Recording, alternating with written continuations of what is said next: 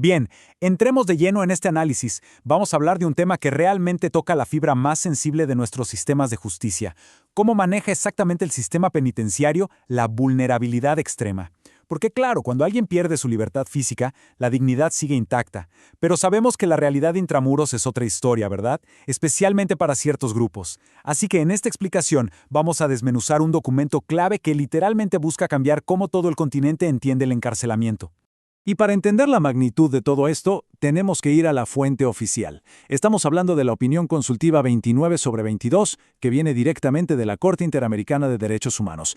Y a ver, este no es un documento cualquiera. Surge porque la Comisión Interamericana hizo una solicitud formal ante la situación, francamente alarmante, de las cárceles en nuestra región. Básicamente marca la cancha y establece los estándares legales exactos de cómo los estados tienen que actuar para proteger la vida de quienes están bajo su custodia. Nuestro recorrido de hoy va a ser bastante estructurado. Vamos a ver 6 puntos clave. La solicitud de protección inicial. Luego pasamos a los derechos de madres y cuidadoras. La niñez en detención. La situación de personas LGBTI. Los derechos de los pueblos indígenas. Y cerramos con la protección de personas mayores. Punto número 1. La solicitud de protección y esta crisis de vulnerabilidad en las prisiones. Ok, metámonos de lleno en esto. El punto de partida aquí es reconocer que estamos ante una crisis aguda.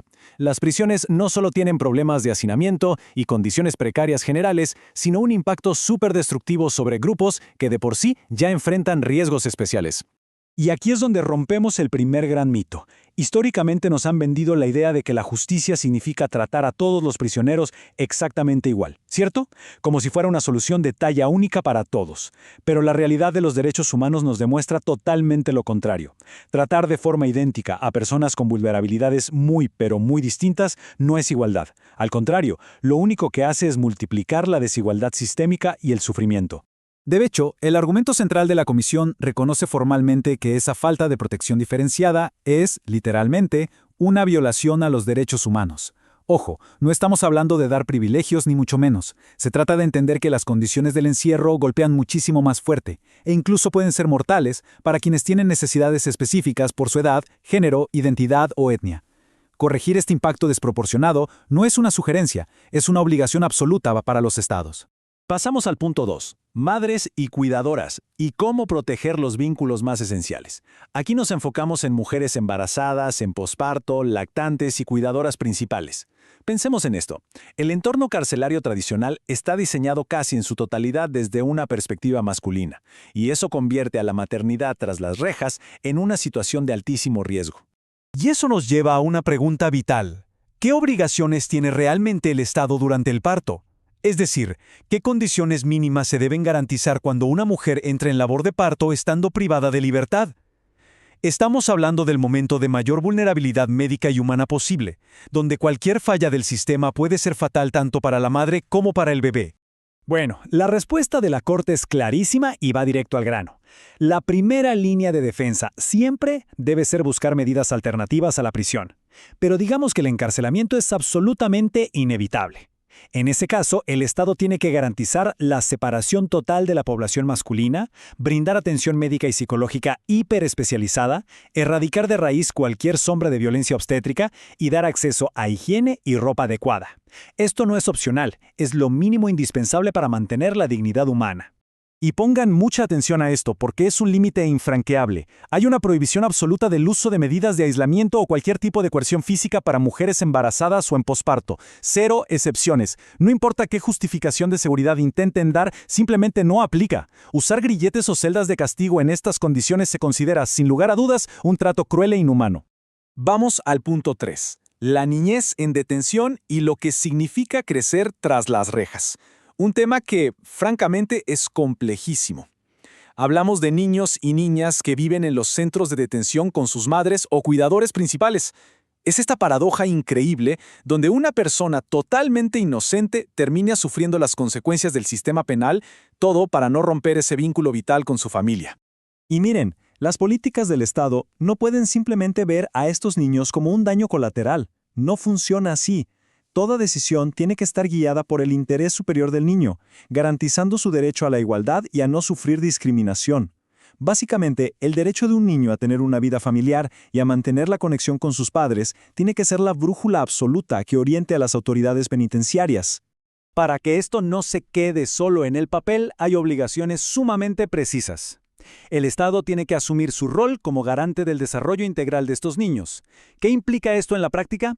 Atención pediátrica adecuada, nutrición clave para el desarrollo temprano y algo vital, asegurar que el entorno carcelario no arruine su capacidad de socializar.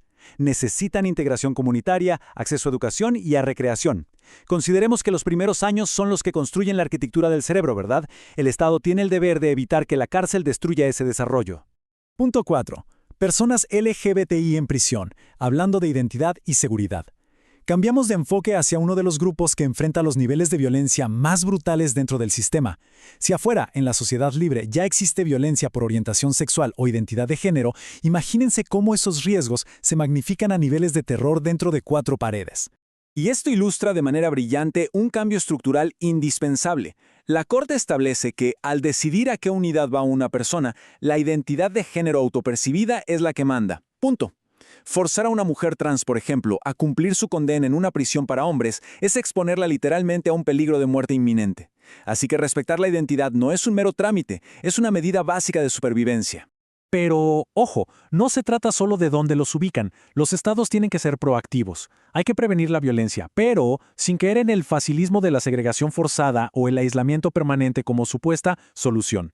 Además, deben asegurar atención médica transespecializada, apoyar sus procesos de transición, garantizar visitas íntimas exactamente en las mismas condiciones que el resto y llevar un registro súper estricto de cualquier violencia dirigida específicamente a esta población.